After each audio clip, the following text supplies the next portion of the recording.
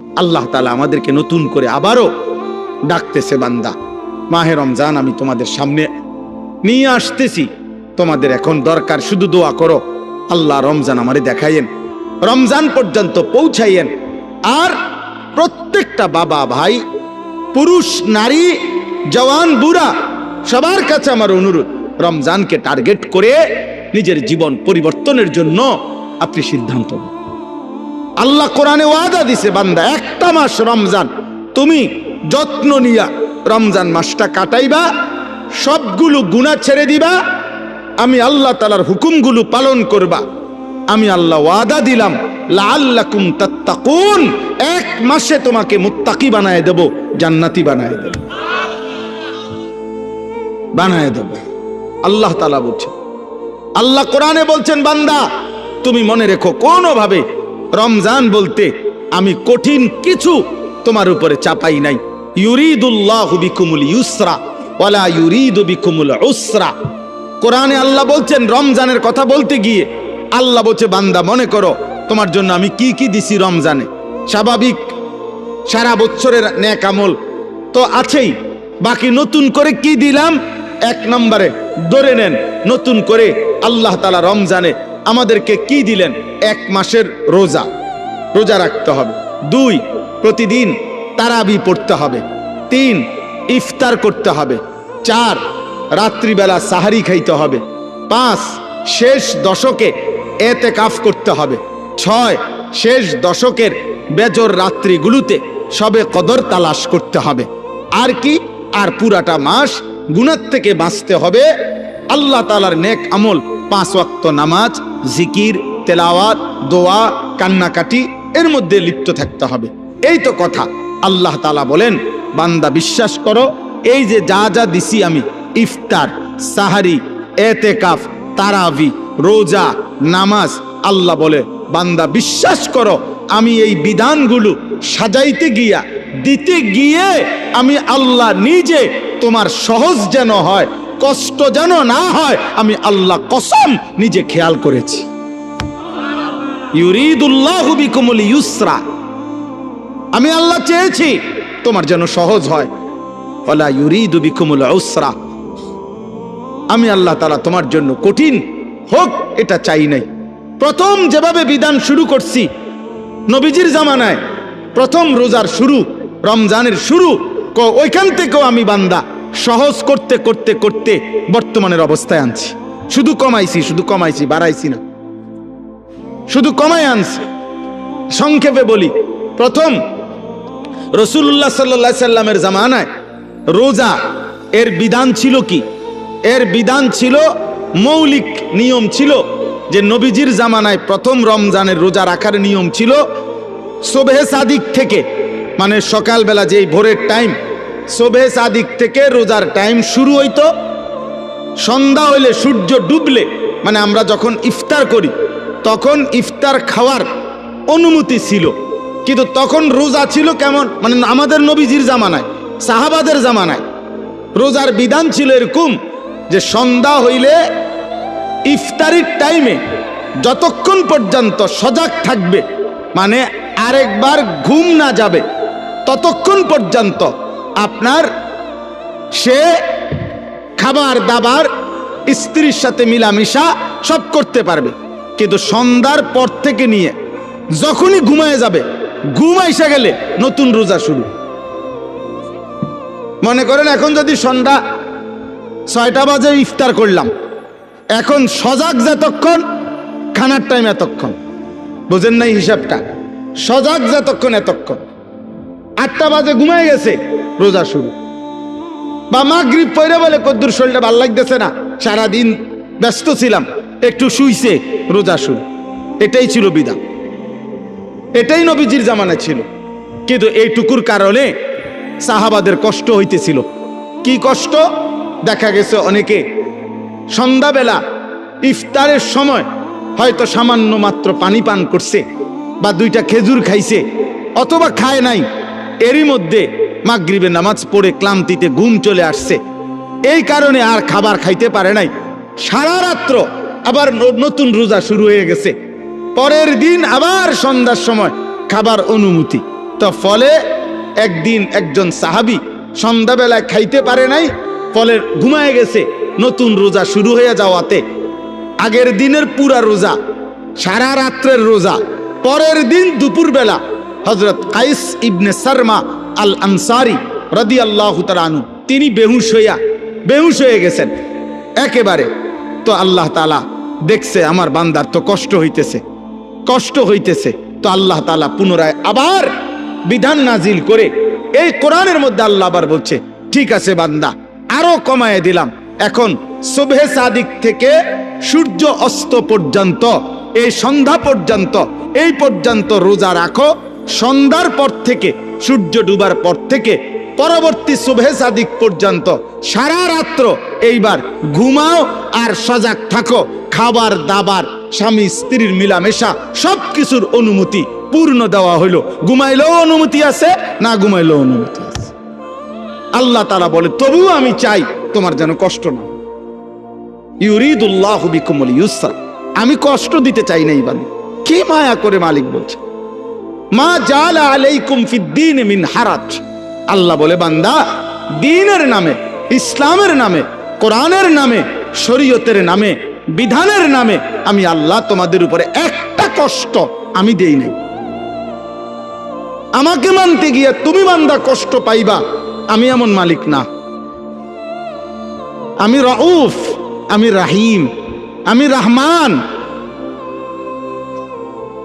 আমি সব জানি আমার বান্দার ভেতর বাহির, যোগ্যতা কদ্দুর, দুর্বলতা কদ্দুর, সক্ষমতা কতটুকু। আমি যুবকের আর বৃদ্ধের হুকুম বরাবর করি নাই।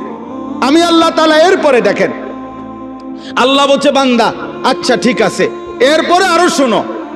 দুইবার আল্লাহ বলছে, দুইবার রোজার কথা বলতে গিয়ে বলছে, ফামান কানা মিনকুম মারিদান আও আলা সাফারিন ফাইদ্দাতুম মিন আইয়ামিন উখার। শোনো, তোমরা যারা প্রচন্ড অসুস্থ, যে অসুস্থতার কারণে রোগ বেড়ে যাবে, রোজা রাখলে কোনোভাবেই পারতা না, ঠিক আছে ছেড়ে দাও। যখন সুস্থ হইবা তখন এই রোজাগুলো কাজা করো। তোমরা যদি দূরের লম্বা সফরে মুসাফির হও, তাহলে যদি প্রচন্ড রৌদ্র, প্রচন্ড পেরেশানির কারণে তুমি মনে করো যে কষ্ট হবে, তো আল্লাহ তাআলা বলে, ঠিক আছে রমজানের রোজা এটা ছেড়ে দিও, তুমি অন্য টাইমে যখন বাড়িতে ফিরবা তখন কাজা করে নিও। আমি চেয়েছি তোমার সহজ, আমি বান্দা চেয়েছি তোমার সহজ। আল্লাহ নবী সাল্লাল্লাহু আলাইহি সাল্লাম বলছে, উম্মত ইফতার তাড়াতাড়ি করে কইরো। আল্লাহ নবী বলছে, উম্মত সেহরি দেরি করে খাইও, মানে কষ্ট যাতে না হয়। ইফতার করো তাড়াতাড়ি, যাতে সময় হইছে সাথে সাথে ইফতার করো, এর মধ্যেই বরকত। সাহারি দেরি করো, যেন লাস্ট টাইমে নিয়ে খাও, কোনো অসুবিধা নাই, যাতে করে তোমার কষ্টের মাত্রাটা কম হয়। মানে সব মিলাইয়া রব্বুল আলামিন চেয়েছেন আমার বান্দার যেন আরাম হয়, কষ্ট না হয়। ইউরিদুল্লাহু বিকুমুল ইউসরা ওয়ালা ইউরিদু বিকুমুল উসরা। একদিকে তো সহজ করার জন্য এত ব্যবস্থাপনা করেছেন, আবার আরেক দিকে নেকি। আল্লাহ তাআলা যেন বললেন, রমজানের এক একটা মুহূর্ত আমি স্বর্ণের দামে না, রূপের দামে না, মণি মুক্তার দামে না, বরং আসমান জমিনটাকে যদি 112 দাম ধরো, আসমান জমিন পুরা সৃষ্টির, সেটার যেই দাম আসবে, আল্লাহ বলে তার চাইতে কোটি গুণ বেশি দামে আমি রমজানের এক এক মুহূর্ত তোমাকে দিলাম। চাও সেকেন্ড কোটি গুণ দামি বানাই দিলাম। 1/70, এটাও বলছি প্রাথমিক, এটা বলছি স্বাভাবিক হিসাব, 1/70, কিন্তু মূলত হইল আল্লাহ তাআলা এই 70 লেখবার আগেও ফেরেশতাদের আল্লাহকে জিজ্ঞেস করে, আল্লাহ আপনার বান্দার রমজানের এই নেকিটা 70 লিখতাম নি। আল্লাহ বান্দার দিকে তাকাইয়া যখন দেখে গুনাহ থেকে মুক্ত, আল্লাহর জিকিরে তার জিহ্বা ভিজা, আল্লাহর মহব্বত তার কলিজার মধ্যে, সুন্নাত মোতাবেক তার জীবন, আল্লাহ তখন বলে, না 70 না, 700 লেখো, 700, 7,000 লেখো, 70,000 লেখো, 7 লক্ষ লেখো, 70 লক্ষ লেখো, 7 কোটি লেখো, 70 কোটি লেখো, 70,000 কোটি লেখো। এক সেজদা একবার সুবহানাল্লাহ বললে আল্লাহ বলে লেখো 70,000 কোটি সুবহানাল্লাহ লেখো। কোন বেলায় আল্লাহ মহব্বতের জোশে আল্লাহ তার মায়ায় আল্লাহ বলে ফেরেশতা তুমি লিখো না আকতুবু, আমি আল্লাহ নিজেই লিখবো। এই নেকি তুমি দিয়া পারতা না, আমি দেবো আমার বান্দার নেকি। বলেন বাপ, বলেন। আহাজ মুসলমানের সন্তান, যদি তোমরা বুঝতা যে তোমাদের মালিক তোমাদের প্রতি কি পরিমাণ খেয়াল করেছে, রাসূলুল্লাহ সাল্লাল্লাহু আলাইহি সাল্লাম আমাদের প্রতি কি পরিমাণ খেয়াল করছে। আর দুর্ভাগ্য হলো আমরা যারা আমাদেরকে 24 ঘন্টা ধ্বংস করে দেওয়ার জন্য লিপ্ত, সেই ইহুদি, সেই খ্রিস্টান, সেই নাস্তিক, সেই মুরতাদ, সেই বেঈমান, তোমরা যুবক তাকাইয়েই আছো তাদের দিকে। চুল তোমার বেঈমানের মতো যে তোমারে গুলি করতে চায়, চেহারা সুরত তোমার বেঈমানের মতো যে বেঈমান তোমাকে গলা টিপে মেরে ফেলতে চায়, মেরে ফেলতে চায়। বলেন, পৃথিবীর একটা বেঈমান, ইউরোপের একটা দেশ, কোন দেশ কিংবা দেশের কোন প্রেসিডেন্ট কিংবা কোন দেশের কোন মানবতাবাদী কোন ব্যক্তি আজ পর্যন্ত বলেছে কিনা যে মুসলমানকে আমি কলিজা দিয়া ভালোবাসি? হ্যাঁ, তাহলে যে আমারে ঘৃণা করে, যে আমারে ধ্বংস করতে চায়, যে আমারে 24 ঘন্টা আমার জাতি, আমার গোষ্ঠী, আমার সম্প্রদায়, আমার কওমকে যে ধ্বংস করে দিতে চায়, সে আমার প্রিয় হবে কেন? আল্লাহ আমাদেরকে বুঝ দান করেন। অতএব আজকে আমার এতটুকুই কথা শেষ। আমি প্রত্যেকের কাছে অনুরোধ করলাম, রমজান মুমিনের জন্য ভিন্ন কিছু, আখিরাত প্রত্যাশীর জন্য রমজান আলাদা কিছু, আলাদা কিছু। যার আখিরাত দরকার তার জন্য রমজান অনেক কিছু।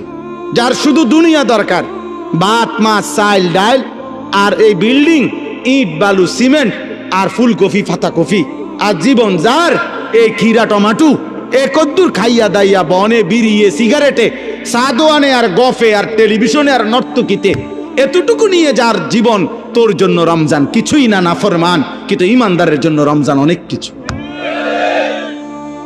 যার আখিরাত দরকার তার অনেক কিছু, তার জন্য অনেক কিছু। এই জন্য রাসূলুল্লাহ সাল্লাল্লাহু আলাইহি সাল্লাম 2 মাস রমজানের জন্য দোয়া করতেন। এজন্য কিতাবে আছে আউলিয়ায়ে কেরাম 1 বছরও ছিলেন।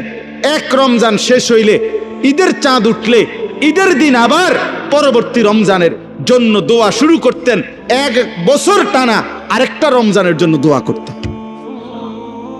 এজন্য আখিরাত যার দরকার তার জন্য রমজান ভিন্ন কিছু। আল্লাহ তাআলা আমাদের প্রত্যেককে রমজানের কদর করে আজকের এই মুবারক মাহফিল থেকে রমজানের প্রস্তুতি নিয়ে নিজেদের জীবন সুন্দর করার তৌফিক দান করেন, কবুল করেন, আমিন। কোন মানুষের সুস্থতার জন্য এটা জরুরি যে তার মধ্যে পার্থক্য শক্তি থাকে। একটা মানুষ কি সুস্থ স্বাভাবিক নাকি প্রতিবন্ধী, মানসিক ভারসাম্যহীন, এটা বুঝার একটা চিহ্ন হলো তার মধ্যে পার্থক্য শক্তি আছে কিনা। অর্থাৎ যে সত্য মিথ্যা, জায়েজ না জায়েজ, উচিত অনুচিত, ভালো মন্দ, কল্যাণ অকল্যাণ, হালাল হারাম, এটা যে পার্থক্য করতে পারে, এই সুস্থ মানুষ, স্বাভাবিক মানুষ। আর যার মধ্যে এই পার্থক্য শক্তি থাকে না, যে না আমার যখন যেখানে যা আমার মন চায় তা, এবারে হাসুক নলে লাফাক নলে ফালাক, এটা কি মানায় না, মানায় না, অন্যরা কি মনে করবে কি ভাববে কিছুর আমার দরকার না, এই মানুষ কিন্তু মনে রাখতে হবে এই মানুষ প্রতিবন্ধী, মানসিক ভারসাম্যহীন, তার ব্রেনে সমস্যা। এই জন্য ছেলেরা, বাবা এটা মনে রাখো, তোমার পথে তুমি চলো, আমার পথে আমি চলি। কেউ কারোর জন্য আটকায় না, কারোর জন্যই দুনিয়া থেমে থাকে না, কারোর জন্যই না, কারোর জন্য কেউ থামে না। দুনিয়া প্রত্যেকের কে নিয়ে আপন গতিতেই চলতেছে। ওয়াকুল্লুম ফি ফালাকিন ইয়াসবাহুন, সব কিছু একটা নির্দিষ্ট গন্তব্যের দিকেই চলতেছে। আল্লাহ তাআলা বলছে প্রত্যেকটা সৃষ্টি আল্লাহর সমস্ত সৃষ্টি। অতএব কারো জন্য, কারো হাসি, কারো কান্না, কারো মৃত্যু, কারো জন্মগ্রহণ, কোনো কিছুতেই পৃথিবীর ঘন্টা মিনিট সেকেন্ড থামে না। মরলেও ঘড়ির কাঁটা চলে, বাচ্চা জন্ম নিলেও ঘড়ির কাঁটা চলে, এবং আমরা আমাদের নির্দিষ্ট সময় পার করে প্রতিনিয়ত চলেই যেতে হবে, এটাই স্বাভাবিক। এই জন্য কেউ সেজদা দিতে দিতে যদি আব্দুল কাদের জিলানিও হয়, তারও মৃত্যু হবে। কেউ যদি নাফরমানি করতে করতে, অসভ্যতা করতে করতে ফেরাউন নমরুদ হয়, তারও মৃত্যু হবে। এটা সহজ বিষয়, কোনো ঘন্টা মিনিট সেকেন্ড থেমে থাকে না। শনিবার রবিবার হয়, রবিবার সোমবার হয়, জানুয়ারি ফেব্রুয়ারি হয়, রাত দিন হয়, দিন রাত হয়, সকাল দুপুর হয়, দুপুর বিকাল হয়, এই ঘুরতেই আছে, চলতেই আছে, চলতেই আছে। এই জন্য সব ছেলে তোমাদেরকে বল, তোমার জন্য তুমি মনে রাখতে হবে, এই পৃথিবীর কেউ তোমাকে না চিনলেও তোমার তো নিজেকে চিনা উচিত। সবার জন্য এটা উচিত, আমি আপনি সবার জন্য। আত্ম উপলব্ধি বড় নিয়ামত। আমি আমাকে চেনা, আমি আসলে মানুষ না জানোয়ার। যদি মানুষ হয় তাহলে পার্থক্য কি জানোয়ারের সাথে? 2 নম্বর হলো আমি কি মুসলমান না অমুসলমান। যদি আমি মুসলমান হই তাহলে অমুসলমানের সাথে আমার পার্থক্য কি? শুধু মুখে আমি বলছি আমি মুসলমান, এতটুকুই যথেষ্ট। কোরআনুল কারীমের মধ্যে আছে, আল্লাহ তাআলা বলছেন, ক্বালাতিল আ'রাবু আমান্না কুল লাম তু'মিনু ওয়ালাকিন কুলু আসলামনা ফালাম্মা ইয়াদখুলিল ঈমানু ফি কুলুবিকুম।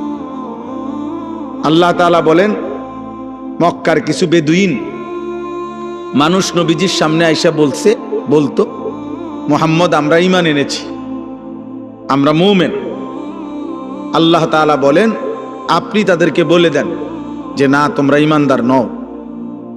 আমি আল্লাহ বললাম তোমরা ঈমানদার না, বরং তোমরা এতটুকু বলতে পারো যে আমরা বাহ্যিকভাবে ইসলামের আনুগত্য স্বীকার করছি, মানে পরিচয় দিচ্ছি। ওয়ালাম্মা ইয়াদখুলিল ঈমানু ফি কুলুবিকুম, এখনো তোমাদের অন্তরে ঈমান প্রবেশ করে নাই, আল্লাহ বলছেন। তার মানে এটা নিয়ম, শেকড় যত গভীর হয়, গাছের ডালপালা তত মোটা হয়, ছড়ায় পড়ে। যে গাছের শিকড় যত দুর্বল, ওই গাছের উচ্চতা এবং চারিদিকে ছড়িয়ে পড়া ডালপালা তত দুর্বল। তো শেকড় গভীর হইলে ডালপালাও বড় হয়, মজবুত হয়, ছড়িয়ে পড়ে। তো যার কলিজার ভিতরে ঈমান যেমন, তার বাহ্যিক চেহারা, সুরত, চলন বলন, বাহ্যিকভাবেও তার ইসলাম ততটা ছড়িয়ে পড়ে। এটা দেখলেই বোঝা যায়, চুল দেখলেই বোঝা যায় তার কলিজায় ঈমান আছে না নাই। সেজদা দেখলেই বোঝা যায়, নামাজের সময় দেখলেই বোঝা যায় যে তার মধ্যে ঈমান আছে না নাই। হালাল হারামের সামনে আসলেই বোঝা যায় তার মধ্যে ঈমান আছে না নাই। নারী সামনে আসলেই বোঝা যায় তার মধ্যে ঈমান আছে না নাই। পাক নাফাকের প্রশ্ন আসলেই বোঝা যায় ঈমান আছে না নাই। এটা প্রতি মুহূর্তেই পরীক্ষা চলতেছে, আর প্রতি মুহূর্তেই প্রমাণ হইতেছে। আল্লাহ তাআলা কোরআনুল কারীমের মধ্যে বলছেন, ওয়ালাকাদ ফাতান্নাল্লাযীনা মিন ক্বাবলিহিম ফালা ইয়া'লামান্নাল্লাহুল্লাযীনা সাদাকু ওয়ালা ইয়া'লামান্নাল কাযিবিন। আমি আল্লাহ প্রত্যেক যুগে যারাই নিজেদেরকে মুমিন পরিচয় দিয়েছে, আমি তাদেরকে পরীক্ষা নিয়েছিলাম, আর পরীক্ষা নিয়েই আমি জেনেছি ঈমানের দাবিতে কে সত্যবাদী আর কে মিথ্যাবাদী। দাবিদার তো অনেক, কিন্তু কে আসল মজনু আর কে নকল মজনু, এটা পরীক্ষার মাধ্যমেই প্রমাণিত হয়েছে। ঠিক এটাই বাস্তবতা। তোমরা মনে করো একেবারে সব ছেলে একবারে তোমরা মনে করতেছো উল্লাস, নাচো, ফুর্তি করো। আরে বেটা, তুমি একেবারে 4 রাস্তার মোড়ে লাফাও। মনে করো তোমার 1 বছরে না 10 বছরে কেউ তোমার একটা শব্দ কিছু বলে নাই, যে আমি আমার এই নারী, ছবি, জিনা, ব্যভিচার, মদ, জুয়া, অশ্লীল দৃশ্য, চুল, চেহারা, কোনো কিছুর ব্যাপারে কেউ কিছু বলে নাই আমি আমার মতোই। এটা মনে করো না সৌভাগ্য, এটা দুর্ভাগ্য। মানুষ তাকেই বলে যাকে কেউ গড়তে হয়। মানুষের বাচ্চা আর ছাগলের বাচ্চা একরকম না। মানুষের বাচ্চা আর গরুর বাচ্চা একরকম না। গাভীর বাচ্চা ঘাস টাস খাইয়া দৌড়াইয়া এমনি এমনি বড় হয়ে যায়, কারণ তার আখলাক, চরিত্র, শিক্ষা, দীক্ষা, ভদ্রতা, আচরণের কোনো প্রশ্ন নাই, আর শুধু ঘাস খাইতে লেগেছে। কিন্তু মানুষের বাচ্চা শুধু ভাত খাবে আর পেশাব করবে, পায়খানা করবে, আর ঘুম যাবে, ঘুমের তুইটা আবার লাফাবে। এইটা কোনো মানুষের বাচ্চা বলে না। এটা মানুষের বাচ্চা হলো তার শিক্ষা আছে, দীক্ষা আছে, আদব আছে, আখলাক আছে, চাল চলন শেখানোর বিষয় আছে, সবকিছু ভিন্নতা। ওয়ালাকাদ কাররামনা বানি আদম, আল্লাহ তাআলা বলেন আমি আদম সন্তানকে আমার সমস্ত সৃষ্টির উপরে সম্মানিত করেছি। ওদের সকল সৃষ্টির চাইতে ভিন্ন। মানুষকে গরু ছাগলের মতো না, বরং মানুষ ভিন্নতা আছে। তাকে আল্লাহ তাআলা সবকিছু শিখাইছেন। এজন্য নবী সাল্লাল্লাহু আলাইহি ওয়াসাল্লাম পেশাব, পায়খানা, ওযু, গোসল, আহার, নিদ্রা, হাঁটা চলা, খাদ্য খাবার 24 ঘন্টার যা কিছু জীবনের একটা নিঃশ্বাস কেমনে ফেলবে আল্লাহ নবী সাল্লাল্লাহু আলাইহি ওয়াসাল্লাম তাও উম্মতকে শিখাইছে। কারণ মানুষ শিখতে হয় কারো হাতে, মানুষ গড়তে হয়, নিজেকে সাজাইতে হয়, কারো তত্ত্বাবধানে নিজেকে গড়ে তুলতে হয়। এই জন্য আমি সব সময় বলি, অনেক ছেলে পেলে আছে, অনেক রসিকতা করে, দুষ্টামি করে অনেক মজা পায়। মনে করেন কোনো একজন বয়স্ক লোক, কোনো একজন আলেম, বা কোনো একজন দাড়ি টুপিওয়ালা মানুষ, অথবা কোনো একজন মা বোন পর্দানশী, তারে একটা বিদ্রুপ করতে পারলে হে খুশি, যে দেখছ কইছি, হ্যাঁ হে মনে করছে আমি একটা বিরাট কাজ করছি, চালাকি করছি, একটা বুদ্ধিমানের কাজ করছি। বেটা আহাম্মক, বরঞ্চ খবর নিলে বুঝবা যে তোমার উপরে আল্লাহর লানত, এই কারণে তুমি আল্লাহর থেকে বিমুখ, তোমার উপরে অভিশাপ মূলত। হ্যাঁ, এই জন্য তোমার হালাত এমন, এই জন্য তোমার হালাত। তোমার 365 দিনে এক বছরে এমন একজন কেউ জোটে নাই যে তোমারে একবার মনে করাই দিবে যে কিরে আব্বা ফজরের নামাজ পড়তি না। এই কথাটুকু বলবে, তোমার এটা দুর্ভাগ্য, এমন একজন মানুষ জোটে নাই তোমার কপাল। তোমার 24 ঘন্টা পার হইয়া এখন তোমার ঘুমের টাইম রাত 12টা, তোমারে কেউ একজন মানুষ তোমার কপালে জোটে নাই যে তোমাকে জিজ্ঞেস করবে যে বাবা আজকে সারাদিনে 5 ওয়াক্ত নামাজ পড়ছো কিনা। এই কথাটা জিজ্ঞাইবার মতো একজন মানুষ তার কপালে নেই। এর চাইতে বড় লানত তার কপালে আর কি, এর চাইতে বড় অভিশাপ কি আর। খায় দায়, ঘুম যায়, আবার উঠে পেশাব পায়খানা করে, জন্তু জানোয়ারের মতো। জানোয়ার খায় দায়, ঘুমায়, পেশাব পায়খানা করে, আবার উঠে।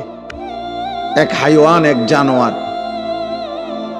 এক পশু, যে পশুর আল্লাহ নাই, সেজদা নাই, আখেরাত নাই, হালাল হারামের কোনো পার্থক্য নেই। এই তো জন্তু জানোয়ারের আখলাক। এই জন্য খুব চালাক মনে করো না নিজের, খুব উল্লাস ফুর্তি করো না। বললাম